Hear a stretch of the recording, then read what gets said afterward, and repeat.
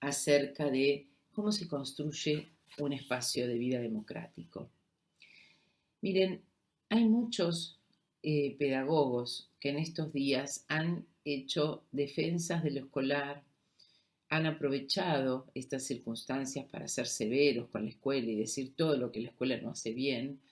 Y probablemente cuando uno escucha, ¿no? Digo, desde Philippe Merier hasta Francesco Tonucci, europeos atravesados por países con una pandemia feroz, uno se tiene que preguntar qué capacidad tiene la sociedad para revisar lo que serían sus dispositivos de funcionamiento más allá de las vidas reales, ¿no? Es decir, la escuela no está pensada para hacer una pausa en las vidas reales, está pensada para que funcione. Por eso la idea de Álvarez Uría y de otros autores de en algún momento asemejarla a una suerte de maquinaria, ¿no? Una maquinaria que Pink Floyd en la canción The Wall eh, interpreta de una manera magnífica, ¿verdad? Una maquinaria donde todos pasamos como una suerte de producción de sujetos y si salimos todos iguales, seguimos nuestra ruta y si tenemos algún defecto, vamos a la fábrica o al rincón de los desechos. ¿Qué pasa con esto de ser todos iguales? ¿Qué pasa con esto de que las democracias sean una ficción en la que solo podemos decir cuando lo que decimos es aquello que es lo esperado? ¿Qué pasa cuando la escuela se acostumbró a naturalizar que cualquiera que disonara, cualquiera que no respondiera a esa imagen, ¿no? O sea, les propongo que miren The Wall, que busquen el recorte, habitualmente en espacios presenciales lo hacemos, busquemos el video de The Wall, busquemos un poquito ahí, busquemos qué pasa, ¿no? O sea, que cuando decimos que los chicos no queremos a nadie más, queremos que nos dejen solos. ¿Qué sería esa soledad? Porque esa soledad es a la que nos enfrenta la pandemia. Bueno, dejémoslos solos, están en sus casas, están lejos. No, no son nuestro problema. Mi problema hoy es ver cómo hago para conseguir mi alimento, mi comida, cómo hago para atender a mis mayores, a mis hijos. Es decir, yo estoy en mi mundo de frontera cerrada dentro de mi casa. Un mundo cuya frontera, va a decir Paul Preciado, sé que algunos han leído ya Paul Preciado en los prácticos del profesor Luque, tienen como frontera la inmediatez del propio barbijo. Bueno, cuando la frontera está acá, ¿qué pasa con el afuera? ¿Cómo hacemos nosotros, escuela, docentes, para decir algo diferente, para producir efectos, para transformar? ¿Qué pasa con esa educación que, eh, digamos, nos dice, eh, digamos, que lo político es aquello que, digamos, lo político de la educación es aquello a lo que referimos cuando decimos que educar es el acto político de ofrecer a la pulsión un destino que no sea la inhibición ni el síntoma ni la angustia, ¿no? Este planteo que hace Graciela Frigerio, pedagoga argentina, parece interesante. Voy sobre él de nuevo porque digamos que ahora los estudiantes de psicología digamos, tienen una posibilidad de interpretación más acabada de este planteo de Frigerio. Educar es el acto político de ofrecer a la pulsión un destino que no sea la inhibición, ni el síntoma, ni la angustia. Educar es el modo de constituir un mundo sensible común, un hábitat común. Esto exige distribuir lo sensible mediante el entramado de una pluralidad de actividades que permiten volver pensables las relaciones, para que la idea misma de los sin parte resulte repugnante. ¿Cómo serían los sin parte en esta pandemia? ¿Quiénes son los sin parte? ¿Quiénes son los que no están invitados a, a este convite de organizar un mundo sensible común? A ver, ¿es eso lo que nos preocupa? ¿Nos preocupa el mundo sensible común? ¿Nos preocupa el mundo sensible capaz de transformar las vidas de los otros? ¿Cómo sería un mundo sensible común democrático? ¿Cómo sería pensar que hay que decirle a algunos docentes que no se asusten cuando decimos que la educación es un acto político, porque no estamos hablando de la política partidaria, llena de las mezquindades propias de un juego de disputa de poder, sino que estamos hablando de un modo de entender el mundo, que está presente en cada una de las relaciones que tenemos con los otros, y que la educación debe asumir como una de sus facetas más importantes, y de ahí la responsabilidad del acto educativo.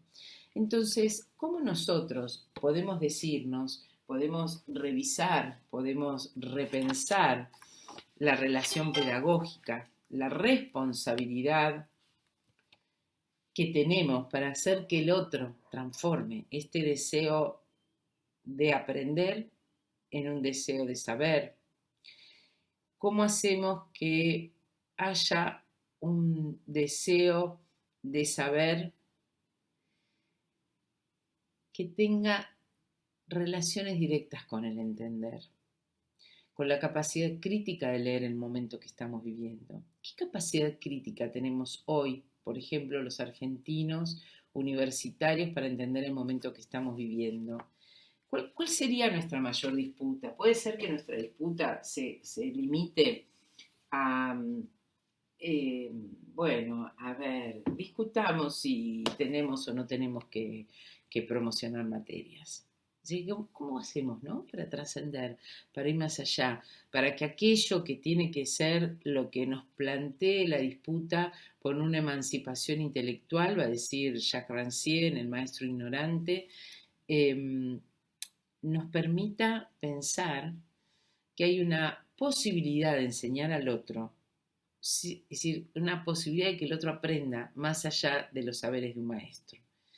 Y yo me pregunto, ¿cómo haremos, no? Recién leía una nota de página 12 de Zizek, el filósofo europeo tan polémico.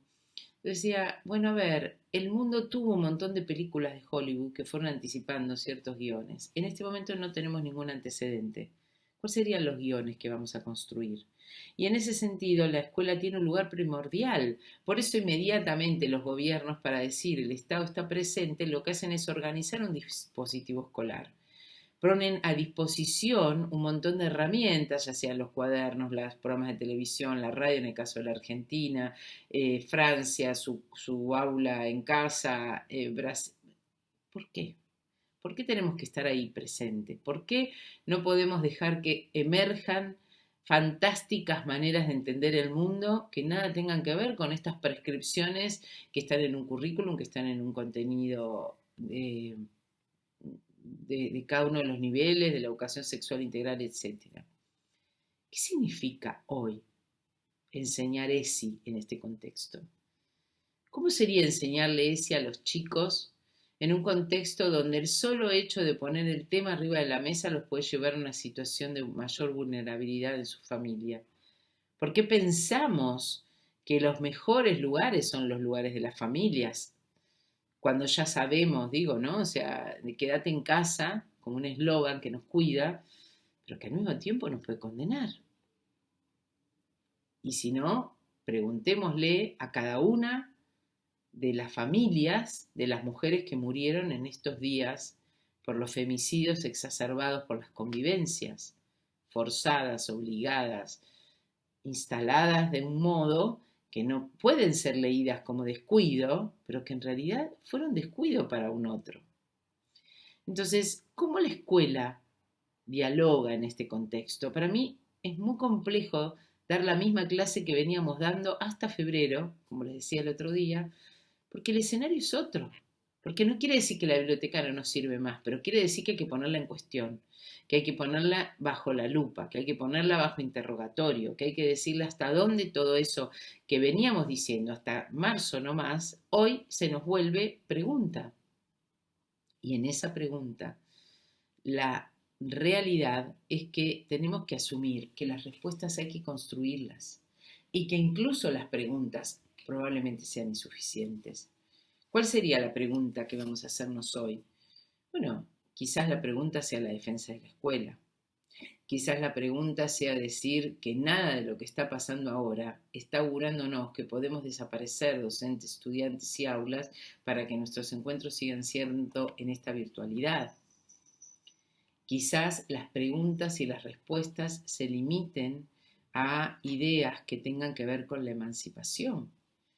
Yo estoy poniendo en modo pregunta cuestiones que en otro tiempo he dicho como afirmaciones, apoyándome en los autores. El planteo que hace Jacques Rancière cuando habla del maestro ignorante, es decir, un maestro, ¿no?, que enseña, que es el viejo Jacotot, que enseña, sin darse cuenta que enseña la idea de un aula que, digamos, enseñaba sin conocer el idioma de los otros, ¿no? Les voy a leer una parte de la historia de Jacotot.